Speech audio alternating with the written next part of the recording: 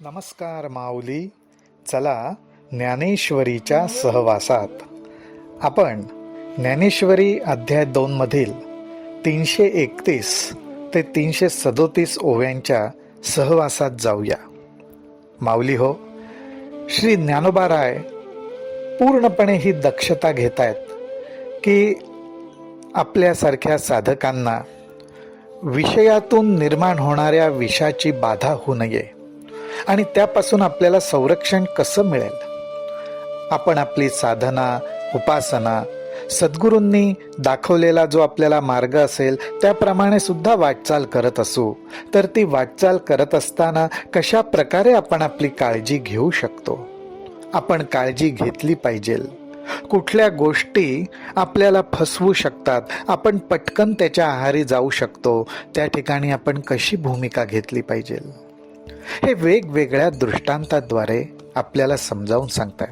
आणि त्याचा उद्देश ह्या ज्ञानोबारायांचा एकच आहे की हे विष आपल्या अंगामध्ये भिनू नये.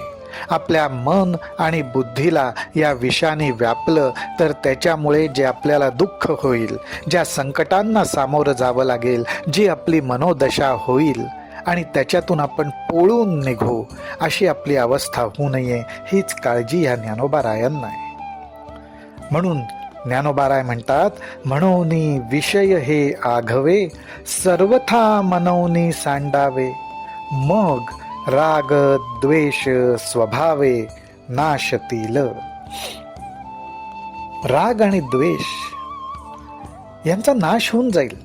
पण कशा प्रकारे त्याचा नाश होईल, तर विषय हे आघवे सर्वथा मनोनी सांडावे.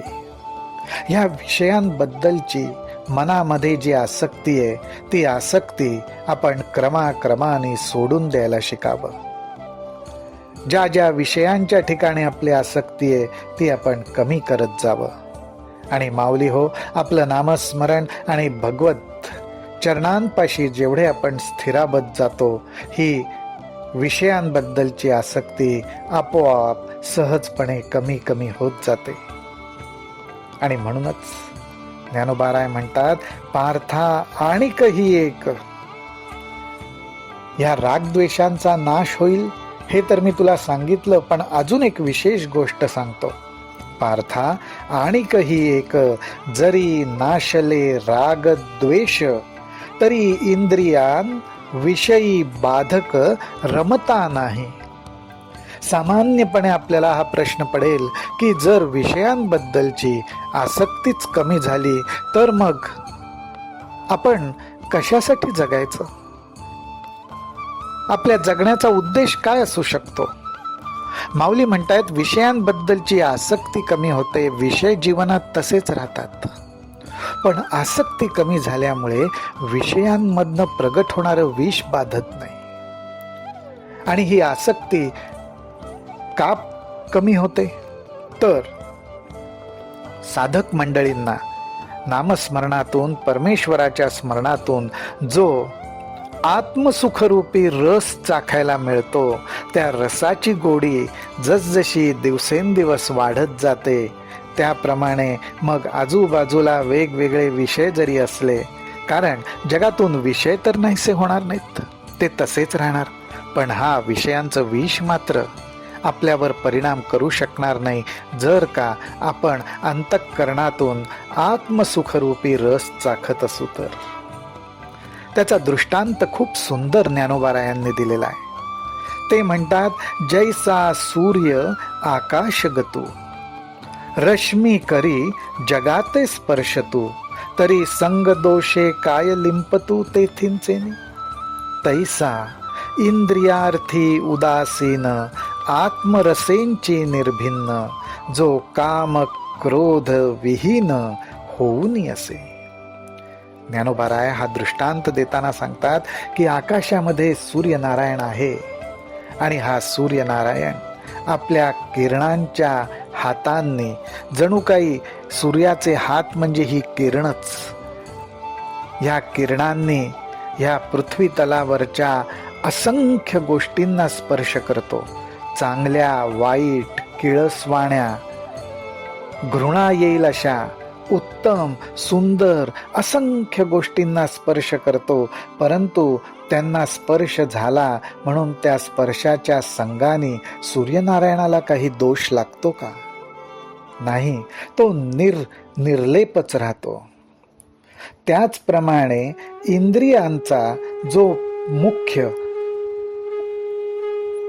रस आहे, जे आकर्षण आहे, इंद्रियांना ज्या गोष्टीचं आकर्षण वाटतं ते म्हणजे विषय. त्या विषयांच्या ठिकाणी सुद्धा ज्याच्या मनाची अवस्था उदासीन होत चालली, परंतु आत्मरसाच्या ठिकाणी मात्र त्याची आसक्ती वाढत चालली, मग तो साधक जो काम क्रोध विहीन होऊन असे. काम म्हणजे प्रचंड प्रमाणातली आसक्ती, इच्छा, आणि क्रोध म्हणजे द्वेष, राग, क्रोध, मत्सर या सगळ्या भावना आल्या. आणि ह्या भावना ज्याच्या ठिकाणी उरल्या नाहीत, प्रचंड प्रमाणातली आसक्ती व त्याबरोबरच येणाऱ्या राग, द्वेष, मत्सर या भावना ज्याच्यापाशी राहिला नाही, तरी विषयांतुही काही आपण पे वाचुनी नाही, मग विषय कवण काही बाधितील कवण. मग हे विषय कोण, काय या विषयांचं महत्व, आणि हे विषय बाधा पोचवतील असं तरी त्या ठिकाणी कोण राहिलं? कारण जो जीव विषयांच्या ठिकाणी आसक्ती धरणार, तो जीव जेव्हा आत्मरसाचं सेवन करण्यात रमलेला असतो, मग ते विषय कोणाला बाधा पोचवणार? विषयांच्या ठिकाणी असलेली आसक्ती ही अंतर्यामी आहे, अंतःकरणात आहे. पण हेच अंतःकरण जेव्हा परमेश्वराच्या चरणी नामस्मरणाच्या ठिकाणी आनंद घ्यायला लागलं, मग अंतःकरणात विषयांना जागाच राहिली नाही, मग ते विषय तरी कोणाला बाधा निर्माण करणार? परम उच्च कोटीचा दृष्टांत ज्ञानोबा देतात. ते म्हणतात की अहो, जरी उदके उदकी बुडीजे, उदके उदकी बुडीजे, पाण्यावर अगदी 8-10 फूट अशी उंच लाट आली आणि त्या लाटेने अगदी छान सूर मारला पाण्यामध्ये आणि खोलवर गेली, तर ती लाट किती पाण्यात बुडाली? ती लाट बुडाली, नाहीशी झाली असं काही म्हणता येईल का? कोणी कशामध्ये सूर मारला? पाण्याने पाण्यामध्ये सूर मारला. का अग्नी आगी पोळीजे? आपण अग्नी लावला तर अग्नीमध्ये आपल्याला काही ज्वाळा दिसतात. त्यातल्या 2 ज्वाळा एकमेकांबरोबर जर खेळायला लागल्या तर त्या एकमेकींना चटका देतात, त्यामुळे त्या पोळून निघतात, भाजल्या जातात, असं काही होतं का? हो, नाही. कारण का? त्या दोन्ही अग्निस्वरूपच आहेत. लाटा आणि पाणी जलस्वरूपच आहे. त्याचप्रमाणे जेव्हा आत्मरसाची गोडी हा जीव चाखायला लागतो, तो आत्मरूपच व्हायला लागतो. मग त्या ठिकाणी भिन्नपणे त्या जीवाची कुठल्या गोष्टीवर आसक्ती राहील आणि त्यामुळे त्यातून तो पोळून निघेल, असं घडणं शक्य नाही. जरी उदके उदकी बुडीजे, का अग्नी आगी पोळीजे, तरी विषय संगे आपलं विजे परिपूर्ण होतो.